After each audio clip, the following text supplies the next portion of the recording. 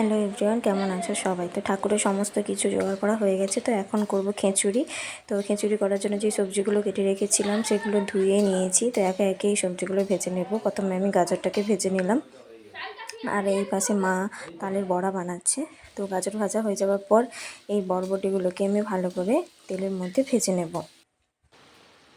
তো বরবটি ভাজা হয়ে যাওয়ার পর আমি এই ফুলকপিগুলোকে ভেজে নিয়েছি। তার আগে কেটে রাখা আলুগুলোকেও ভেজে নিয়েছি। তো ফুলকপিটা ভাজা প্রায় কমপ্লিট হয়ে গেছে, তো এটাও তুলে নেব।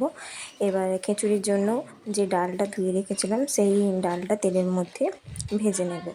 ভেজে নেওয়া প্রায় কমপ্লিট হয়ে গেছে। এবার খিচুড়ির জন্য মশলাটা করে নেব। তো তেল দেওয়ার পর আমি তেজপাতা দিয়ে দিয়েছি। তারপরে এখানে টমেটোগুলো দিয়ে দিলাম। তো টমেটোগুলো দেওয়ার পর তো লবণ দিয়ে দিলাম। তো লবণ দিয়ে খুব ভালো করে নাড়াচাড়া করব। তো খিচুড়ির জন্য যে আদা আর লঙ্কাটা বেটে রেখেছিলাম, তো সেই আদা আর লঙ্কাটা এবার এই টমেটোর মধ্যে দিয়ে দেব। তো আদা লঙ্কাটা প্রায় দিয়ে দিয়েছি, মশলাটা প্রায় কষানো হয়ে গেছে। তো সেই দিকে আমি চালটাকে ভালো করে ধুয়ে জল দিয়ে তার মধ্যে ভেজে রাখা ডালটা দিয়ে দিয়েছি। তো তারপরে এবার আমি খিচুড়ি বসিয়ে দেব। তো দিয়ে দিলে খিচুড়িটা ভালো করে চালটা সিদ্ধ হয়ে ফুটে গেলেই রেডি হয়ে যাবে।